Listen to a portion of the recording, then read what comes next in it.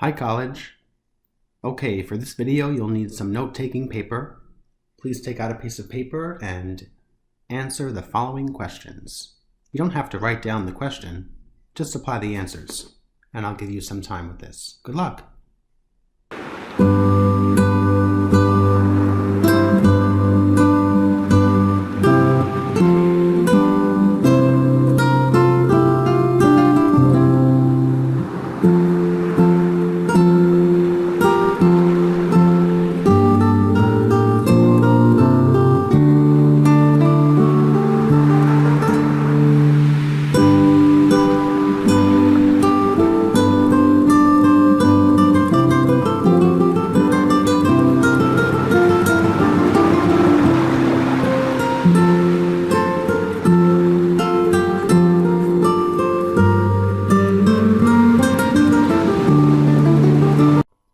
Okay, college, let's go over our answers. Hopefully you did okay. Name the 5 types of qualities of intervals that turn generic numerical intervals into specific intervals. Well, we have minor, major, perfect, diminished, and augmented. Number 2, name the 4 numerical intervals that can be major intervals. Hopefully your answers were seconds, thirds, sixths, and sevenths. What are the qualities of intervals found for these 4 numerical intervals found within a major scale or major key? Well, hopefully you said major. A second, third, sixth, and seventh are major when the upper or top note is found within the key of the lower or bottom note. What does a major interval become when contracted 1/2 step? That would be minor. Contracted 2/2 steps, that would be diminished. Expanded 1/2 step would be augmented. Okay, we have 8 harmonic intervals here, 4 in treble clef, 4 in bass clef. What we need to do is label each specific interval. And you don't need to copy this down on staff paper, that's not necessary, only if you want to refer to it at a later date. I suggest copying it down. Otherwise, just take loose leaf paper, number 1 through 8, and provide the specific interval. And I'll give you some time for this. Good luck.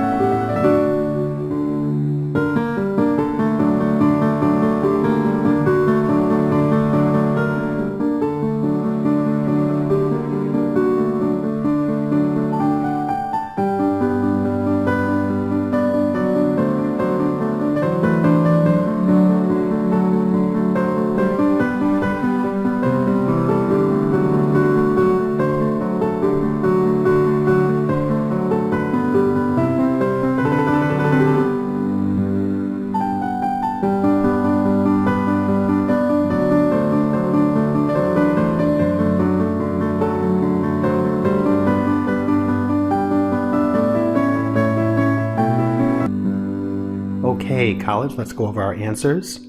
So remember the quick trick to figuring out if the interval is major. We can take the bottom note of the interval, call that tonic of a major key, and ask ourselves if the upper note of the interval is in that major key. If it is, the interval is either going to be perfect or major.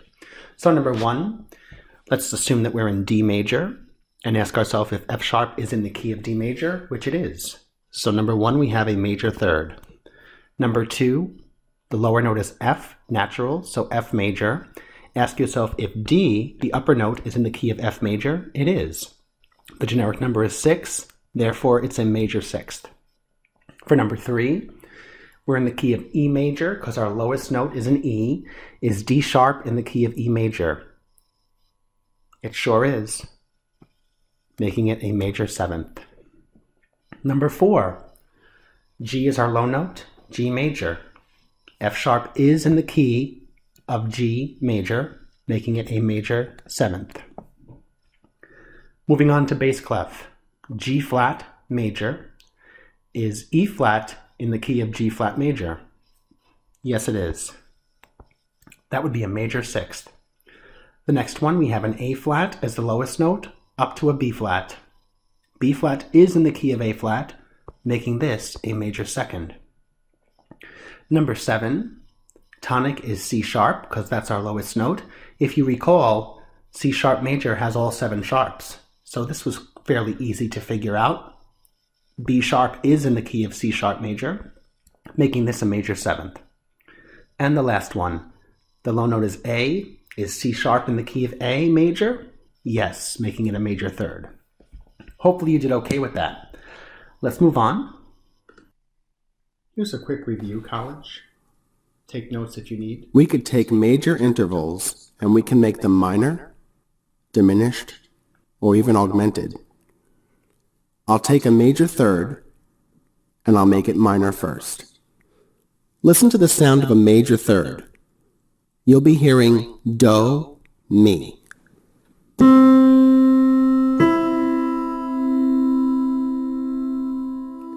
To make that major third a minor third, I'm going to make it 1/2 step smaller, and instead of do, mi, it will sound do, me. Listen to the major third again first.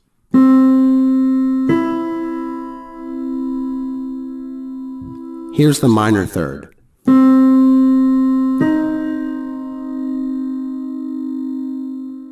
Listen to each one played harmonically. Here's a major third and a minor third.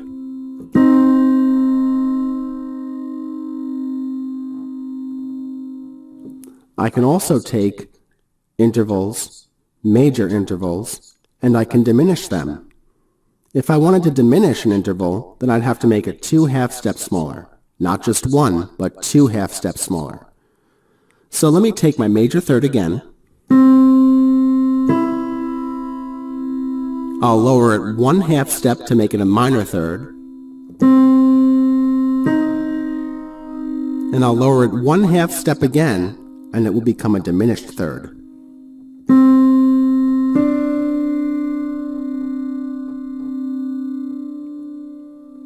Listen to all 3 played melodically. Major third, minor third, diminished third. You might have heard that diminished third and thought to yourself, that sounds like a major second. Well, it all depends on how it's written on the paper, but you'd be right, it does sound like a major second. I can also make major intervals augmented by making them 1/2 step bigger. So here's my major third again.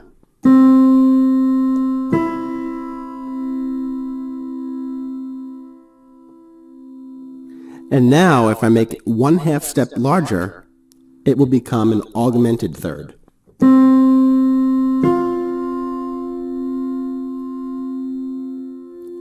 The augmented third sounds like a perfect fourth, but it all depends on how it's written on the paper. Listen to the major third again, and then the augmented third.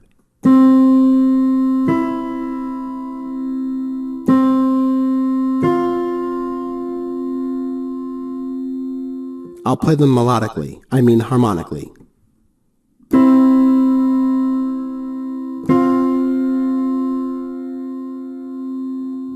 So let's review all of them so far. We have a major third, a minor third,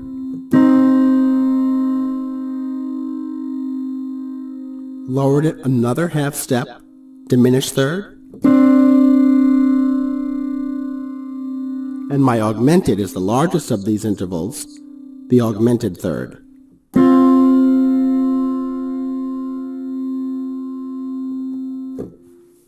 That's a wrap. So we already know that we can make major thirds, minor thirds, diminished thirds, and augmented thirds. We can also make major sixths, minor sixths, diminished sixths, and augmented sixths. Listen to a major sixth.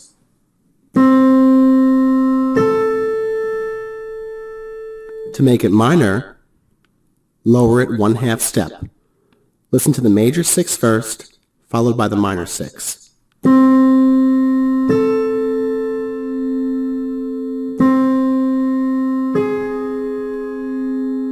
And if I lower it 1 more 1/2 step, it will be a diminished sixth. Which, if you have a good ear, sounds like a perfect fifth. But again, it's all in the way it's notated on the paper. Here's a major sixth, a minor sixth, a diminished sixth. Let's go back to the major sixth and make it an augmented sixth by raising it a 1/2 step. Here's a major sixth, augmented sixth. I've raised that top note 1/2 step.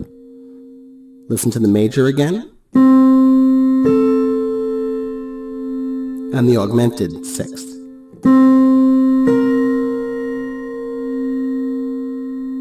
Listen to all of these intervals played harmonically. Here's a major sixth, minor sixth, diminished sixth, major sixth, augmented sixth. Now, let's explore the major seventh.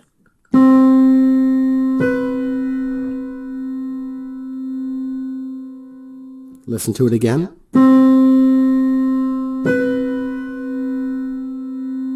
I can make it a minor seventh by lowering it 1/2 step. Check it out.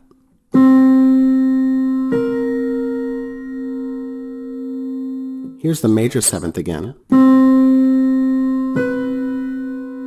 Do, ti. Minor seventh.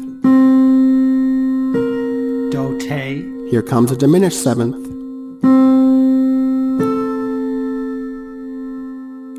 The diminished seventh sounds like the major sixth.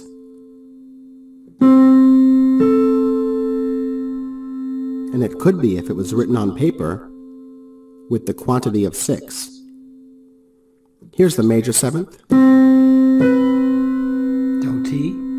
Minor seventh. Do, te. Diminished seventh. Now let's go back to the major seventh and make it an augmented seventh. Major seventh.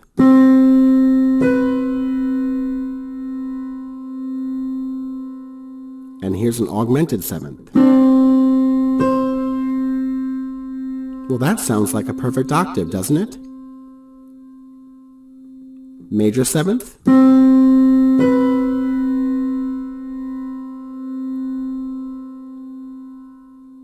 Augmented seventh.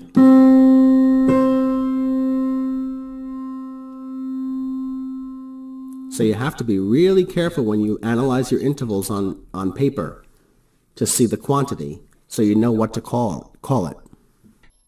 Okay, college, we're moving on. Check this out. Can you identify the generic name of all these intervals on this page? If you said threes, you'd be right.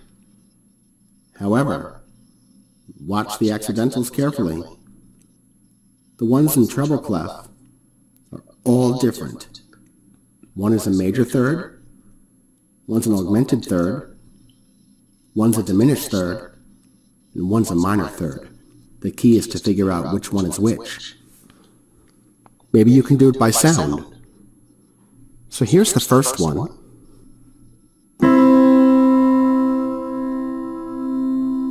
Here's the second one. Here's the third one. And the last one.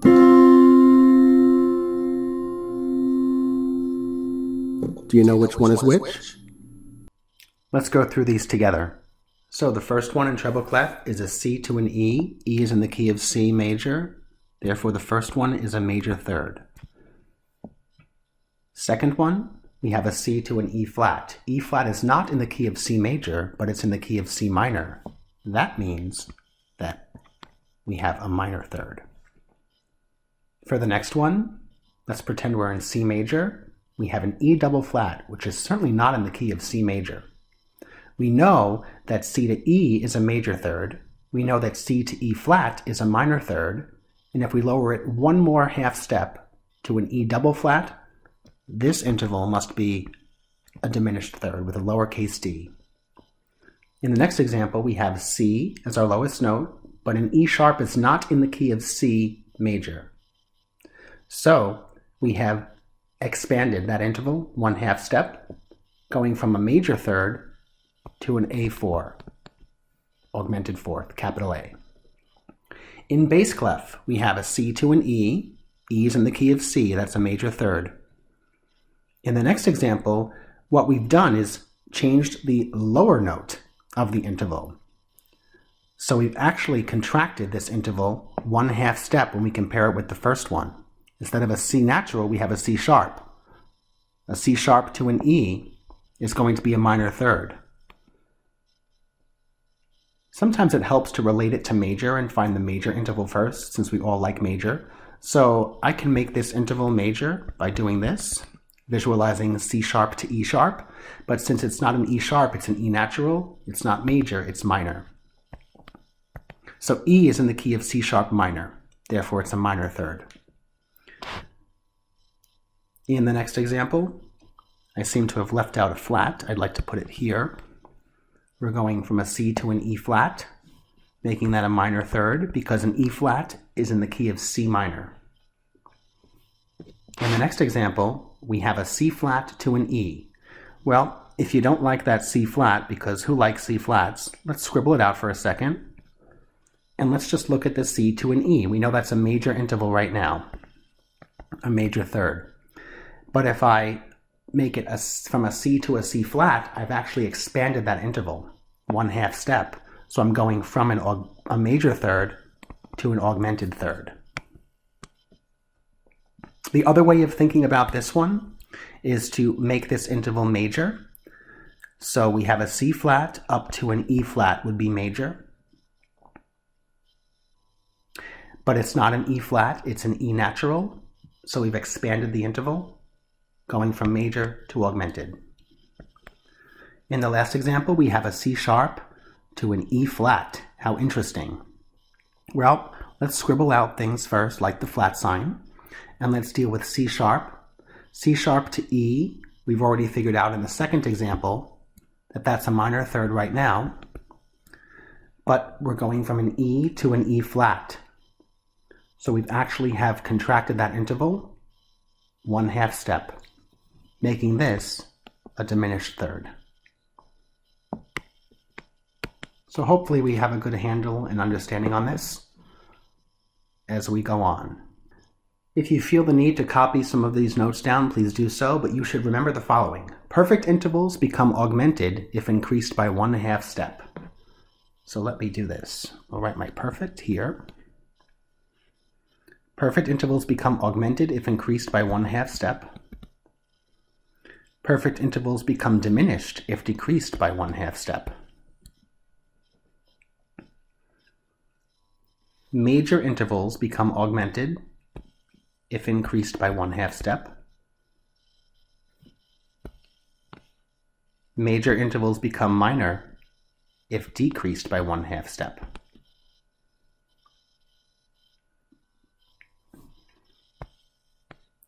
Major intervals become diminished if decreased by two half steps.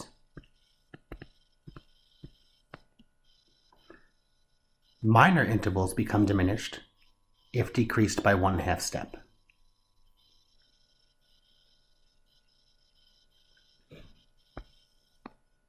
Minor intervals become major if increased by one half step. Minor intervals become augmented if increased by 2 half steps. We can think of it down here. So our perfect intervals include unisons or primes, fourths, fifths, and octaves. Start out with the perfect interval, contract it, and you get diminished. Contract it another half step, and you get doubly diminished. Start out with a perfect interval, expand the interval 1 half step, and it becomes augmented. Expand the interval 2 half steps, and it becomes doubly augmented. Over here to the right, we're dealing with our seconds, thirds, sixths, and sevenths. Start out with a major interval. If you increase it 1 half step, major becomes augmented. If you increase a major interval 2 half steps, it becomes doubly augmented. Start out with a major interval. If you contract it 1 half step, it becomes minor. If you have a major interval and contract it 2 half steps, it becomes diminished. Okay, now this page has 28 intervals, and we are going to determine the specific name of all of these 28 intervals. You do not have to copy these intervals down, just simply supply the specific name. Remember, specific meaning both quantity and quality, and we're dealing with major, minor, and perfect intervals on this page. So take out a piece of loose leaf paper. I may collect this, number 1 through 28, and I'll give you some time. Good luck, college.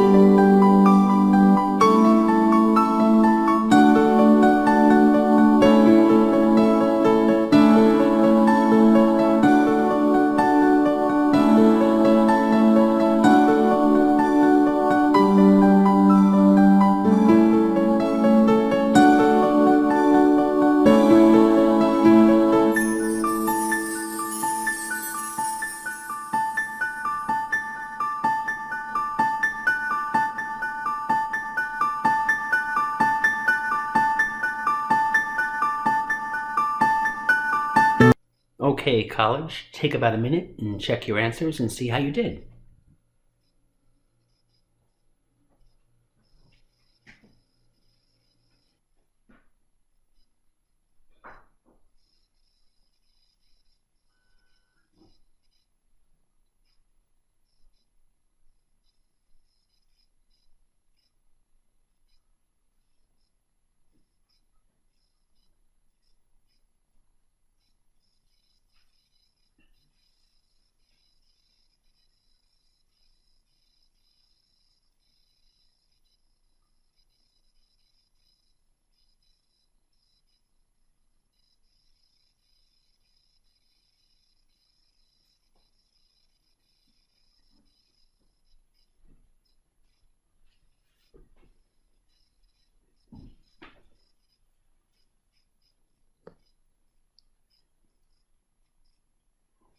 So hopefully you did okay with this. We're going to go on to something a little bit harder. Okay, here I have the same 28 intervals as before, only this time I have actually altered 10 of them and I've used my green pen to do so. I've altered number 1, 4, 5, 6, 8, 11, 19, 24, 25, and 28. Now I've altered the interval in some way, whether it being changing one note of the interval or changing both notes by adding accidentals. Notice that the generic number is still all the same, but what you need to do now is figure out the new specific name for the intervals that I've circled, the 10 of them in green. So in other words, the red response is not accurate anymore for those 10.